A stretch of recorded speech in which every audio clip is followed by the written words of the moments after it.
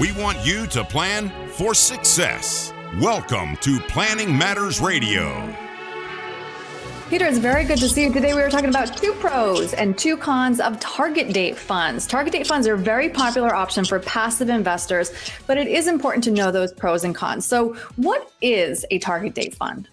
A target date fund, in theory, is a single investment that adjusts to your timeline and time horizon for a intended retirement date. And if you think about it big picture, as we are very young, we should be taking a little bit more chance, taking a little bit more risk with our investment, shooting for higher growth and gains. But as we get closer to our retirement date, just keeping what we have built for ourselves at that point becomes the more important financial goal. If I have a major downturn in the market when I'm 25 or 35, I've got time to make that up. But if I have that same experience, same downturn in the market when I'm 60 or 65, I don't really have the same kind of timeline to make it up. In theory, target date funds make that adjustment for you kind of on autopilot. Mm-hmm. So now I do want to talk about the pros first. And as I mentioned at the top, Peter, one of those pros is just simplicity, right? I plug in my retirement date and I'm done. Yep. And we are going to separate pros and cons. So I'm going to leave the other edge of that sword for the cons conversation, but they are simple. You don't have to make any complex high-level investment decisions. You don't have to be a fund or a stock selection wizard. You invest in the target date fund, and the build of the fund and the fund manager do that for you along the way. They adjust the risk exposure and the balance between equities and fixed income for you and on autopilot. It's a pro. Right. And so the next pro is tinkering prevention, right? This minimizes our need to kind of move money around depending on what the headlines are. Yeah. And that goes hand in hand with the last thing, right? It's sort of done for you on autopilot, out of sight, out of mind. And therefore, you don't have to feel like every day I've got to reach in and monitor and readjust, because the Dalbar Institute is a institute that studies investor behavior. And for the last 35 years, they've done a research study very in depth on investor returns versus the returns of the S&P or stock market indice. And they show that because of our human nature and our tinkering, we actually reduce our returns pretty significantly by doing the wrong thing at the wrong time. Money is more than just math. It is emotion. And when we see the market go down, we panic, we have fear, we sell out while it's down. And then when things are going really well, we tend to buy in and become euphoric about how good the market's doing and probably have more exposure to risk than we should. In theory and by design, the target date fund, also known as like the life cycle funds, are intended to try to reduce the human emotion element from making those decisions. All right, so now let's get into those cons. And the first one is one size does not fit all, especially when, Peter, as you mentioned, that glide path as we get more bonds, and bonds have not been doing well. No, AGG is the aggregate U.S. total bond index. It's down 13.64% year to date. And that is the side of the target date funds that are intended to be more secure and to be less risk exposed or loss prone.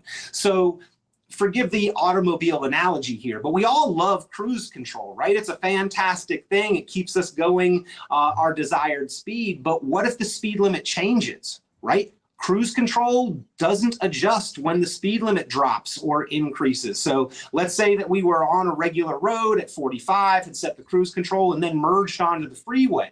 Well, now traffic around us is going 65, 70. Going 45 is still, going 45 still would be unsafe. Likewise, if we are on a regular road and then enter a school zone, the speed limit drops. If we don't make that adjustment proactively, we are now going an unsafe speed. And while target date funds give us that preconceived algorithm that is supposed to adjust that speed, they don't adjust for real world conditions. So the, again, analogy I give here, automobile in North Carolina, is that on a dry, sunny day, I feel pretty confident going the posted speed limit. But when we have one of our winter storms and there's a 1/4-inch sheet of ice on the road, the target date fund is still tracking along at the posted speed limit. Most people would not feel safe continuing to go the posted speed limit. So it does not adjust for conditions. And out of sight and out of mind and things done on autopilot for us,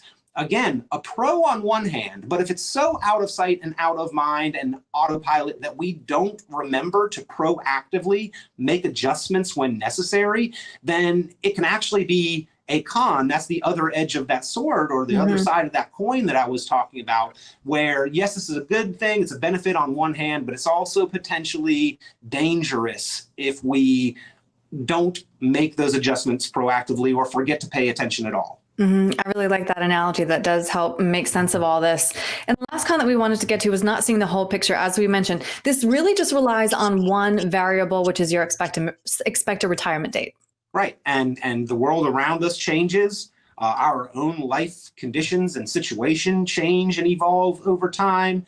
And we really do need to be a little bit more proactive. And the target date fund has become one of the favorites, the staples inside of the 401k. So this is like autopilot inside of autopilot, because the 401k is fantastic on one hand because the savings gets done automatically. And then the target date funds are a great choice inside of it because we don't even have to bother with our investment selection, right? But my mom used to be an insurance adjuster, and I don't know if this is cap or fact, as the young kids say, but she told me a story one time of somebody who bought a new RV and was amazed with all of the features, put it on autopilot and went in the back and took a nap. Right, put it on cruise control, and of course we know the answer to what happened there eventually. And I've heard the same thing with like some of the newer vehicles. The Tesla's got the lane control and all those kind of things. It does not mean that you can fall asleep at the wheel. You still have to pay attention,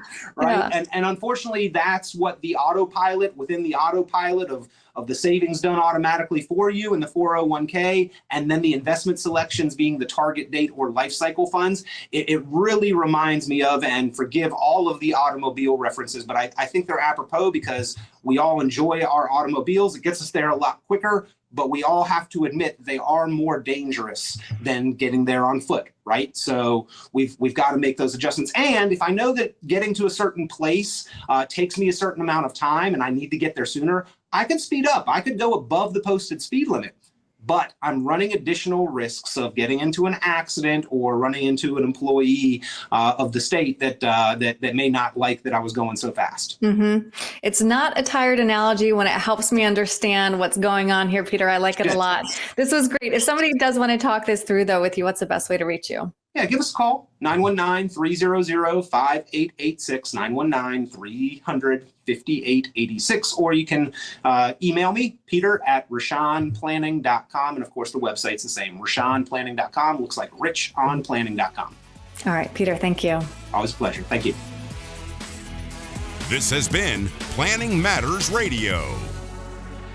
The content of this radio show is provided for informational purposes only and is not a solicitation or recommendation of any investment strategy. You are encouraged to seek investment, tax, or legal advice from an independent professional advisor. Any investments and/or investment strategies mentioned involve risk, including the possible loss of principal. Advisory services offered through Brookstone Capital Management, a registered investment advisor. Fiduciary duty extends solely to investment advisory advice and does not extend to other activities such as insurance or broker-dealer services. Advisory clients are charged a quarterly fee for assets under management, while insurance products pay a commission, which may result in a conflict of interest regarding compensation.